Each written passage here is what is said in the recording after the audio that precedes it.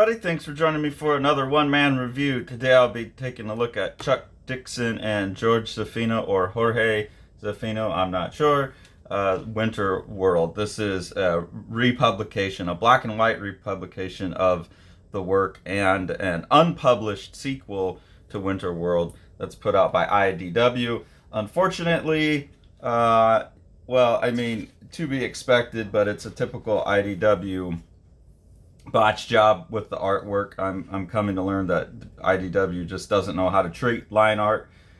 It looks like they were working with fairly good resources, but they've half-toned all the line art for, I don't know, I'm not going to say no good reason because I don't work for them and I don't know what kind of files they got or whatever, but it's typical of IDW that you'll get something that's either half-toned or fuzzy that doesn't need to be. I mean, maybe they didn't have access to, you know, the best resources, but it looks like most of the details there, it's just everything's half-toned, and so things get fuzzy, and in some of the finer lines it looks like things are being missed. But that aside, it's a fairly decent, you know, look at what Zaffino's artwork is, which is amazing.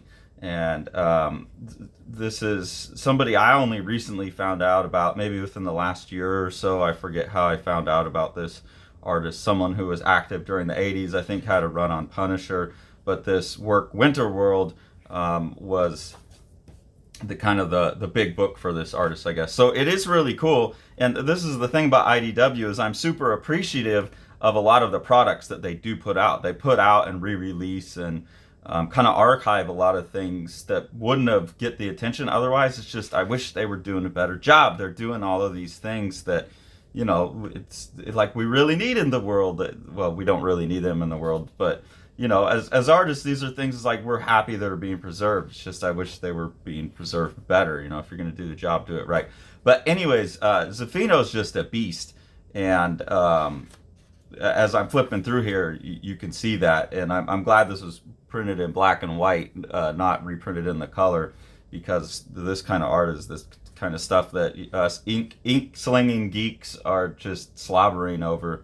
I was talking to Brandon about this a couple days before I got it, just that I needed to get this book and whatever, and then my mom happened to send it to me for my birthday off my wish list, which was long past by the time this video go up, so no need to wish me happy birthdays. But so I got this a few days later, which was pretty nice. But what me and Brandon were saying is that Zaffino is one of these artists, kind of like Sergio Topi, where it looks like they accidentally made a good drawing, and then you get a whole book and it's just like a whole bunch of accidentally perfect drawings that just fall off of their pen. And like the influence that I can see that must have come out of this as well is really interesting. The influence going in and the influence coming out. But you get these faces like this that kind of have, it's not as wild with the line work as Sergio Topi. Like the lines go more in the directions that they should be going, but it has that same wild application style.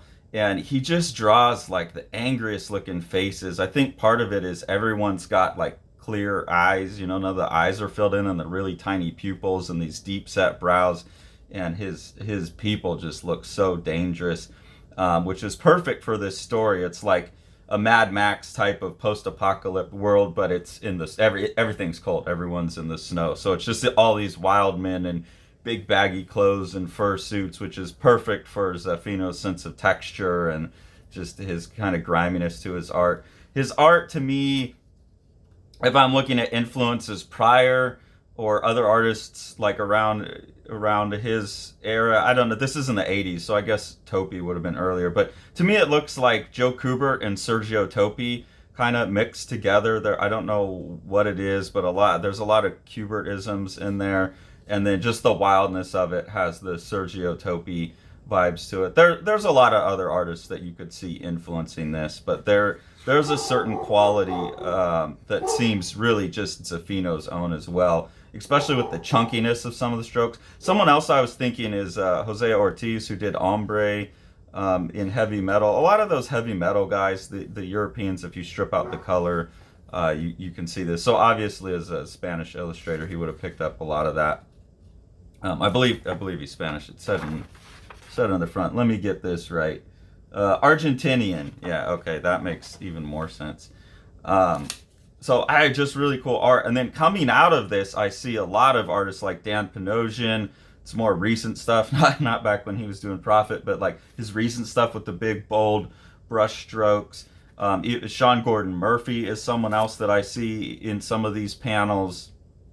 Just artists like that. I'm just seeing a lot more artists use these big, chunky strokes. John McCrea, and have the looseness and bringing back the feel of physical ink. So that's really cool too. A number of people must have been looking at this before I figured out that I should get a hold of it. As I've talked about with European creators before, I never know with the European creators whether to read this way. And someone was talking in my, there was a lot of comments in the George Jimenez video talking about that, oh, it's so obvious that you read it this way. And I was like, well, no, you might read it this way. In this book, every time you see this, you definitely read it this way. Now, they'll often do little things like this poking out here and this poking in here to lead the eye, but here you have one poking there as well. And you most definitely are supposed to read in this kind of number 2 or Z-shaped pattern. And that happens a number of times throughout the book. So I feel like every artist, at least once I figure out which way the artist is going to go, I know that, okay, this is like, Sarah Pierre does this too, where if you've got these panels like this, I always know to read this way. So it's just something, it's a bit bothersome to me, but, at least I can figure it out per artist. So it's not so clear to me that you always are going to read this way, especially with European work. The writing is good too. Chuck Dixon is someone who I've always just mentally, like, I don't know, they're kind of like Batman, Azrael, like run-of-the-mill superhero books. But I really like this one. There's some really funny stuff in it. There's some clever stuff, like where it's been so long since society devolved into this Mad Max snowscape thing that they don't remember what Pizza Hut is or even what pizza is. They know it's a food, so they think a pizza was a type of an animal. But they're going into this old mall here, and it's an ancient place. Big Bite sees many names, all great as the wise Pizza Hut. And then sure, J.C. Penney, Casual Corner, KB Toys, they were all wise and courageous men. So I think they were names that were being celebrated in the mall. And I like that. It gave me a good laugh. And there's a couple other things like that, like what is a monkey? It's cold as a brass balls on a monkey. And like the phrase has made it throughout the ages, but like any context for what it is has disappeared. So I could show you any number of pages on here. That's a really Kubert feeling, the arm especially. Any number of pages on here with amazing images all the way through. There's another one of those just wild man faces that he draws. So that's all really cool. And then apparently there was a whole sequel, Winter Sea, that never even got published. These were originally published by Eclipse, according to the indicia, and they had made 2 full issues that never got published. It looks like 2, maybe 3 issues worth of comics that never got published. And so you have all of this amazing Zaffino art that's never been seen before, as far as I can tell from reading the book. So this is really great, too, to have that here and available. Someone else I was thinking about when I was reading this in terms of modern people is Paul Azcateca. Some of the way that hands and things, like you take away all the hatching and mark making and you just get down to like the drawing, and you get some artists like that, I think, coming out of this too, this really like fast, direct approach to image making. Tommy Lee Edwards obviously has actually done a WinterWorld's book. He's another one that seems very obviously influenced by this work, or they at least recognize the kinship between the artists is why they're bringing him on. Here's some like Sean Gordon Murphy kind of with the bandage over the nose faces. So just a lot of different impact that this book must have had, or the artists that were impacting. Zaffino also impacted people. It's hard to tell, but this seems like a really good bridging artist between a lot of people that I really like that are older and a lot of people that I really like are newer. This one panel here really got to me. He's waking up after being frozen in the water, And he says thawing out always hurts the worst. And that's true. When I was in grad school, we did a raft race in a lake. And it was like, I don't know, 40 degrees out maybe, and it was raining, and the raft that my department had built was no good and collapsed immediately. So me and my buddy had to like swim the race while pushing the raft, and it got so cold. And when we finally were able to get back to the dormitory, yeah, I lived in a dorm in grad school, it was weird, and took a shower, like the feeling of heating up felt like I was being burnt. It was a really crazy feeling.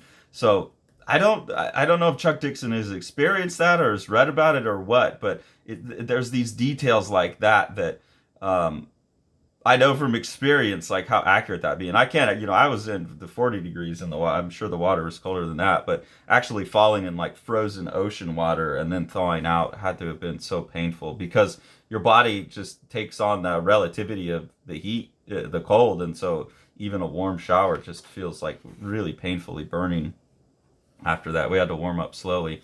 And then here you get a sense of like just some of the crazy, here's the Mad Max in the cold type of stuff, these like Viking warriors in their leathers and this big, they've actually got like a boat on top of a bunch of tanks to make a big like sled that they can ride across the frozen, the oceans have frozen over, and there's like sharks breaking out of the ice and all kinds of cool stuff. So, I mean, kind of goofy post-apocalyptic stuff, but when you have an artist like Zaffino drawing it, it's just absolutely amazing. Here's one of these ones where he obviously went totally wild with the ink, and you can tell that some of that gets lost in the translation of how this is printed. But overall, I would still say, like, this is probably the best version we're going to get, and it's pretty good, and I would definitely recommend it for anyone who hasn't got this yet. This has been out for a while. This isn't a new release. It's just something that I put on a wish list recently. Let's see. This was printed in 2014, this printing of it. So it's been out for a while. So you could probably find a copy pretty easy. I think they're still available on Amazon, but I'm sure there's used copies out there as well. So highly recommend this for anyone who likes Zaffino's work and hasn't got it, and anyone who just likes ink slingers and hasn't heard of George Zaffino. Definitely start looking him up. His son's actually really good as well. When I search Zaffino online, I get a lot of stuff from his son, Gerardo Zaffino. Usually works kind of like his father, pen and ink from what I've seen, but here's more like a pencil drawing by him. So another artist worth tracking down. So yeah, check it out. If you appreciate what we're doing here on the channel, the best ways to support us are through the Patreon. We always appreciate that. That helps us have a little bit of extra cash to get the books that we're showing and things like that. And then the best way to support is to support Living the Line publishing efforts as well that Sean has going on through the publishing side of what he does. And so we'll take a look at some of those projects that have just come out or will be coming out soon. There's also Yokoyama Uichi's Plaza, which is a totally intense manga by an artist who has somehow figured out how to distill manga down to its purest essence. This book was successfully funded on Kickstarter, but if you missed the Kickstarter, you can order it through any comic store, any bookstore, Amazon, any place that you would normally get your graphic novels from. Eric Creek's The Exile, which has been described by the artist as his Viking Western. It's a really intense story of revenge, rendered with this beautiful pen and ink style, and then these couple of spot colors that were also done in layers on ink and then converted into color. So that's just a really, really beautiful book, and a really intense story. Thanks for following along. Take it away, Jack. You want to see all these books? Smash that subscribe button and the like button and the bell, and then you get them.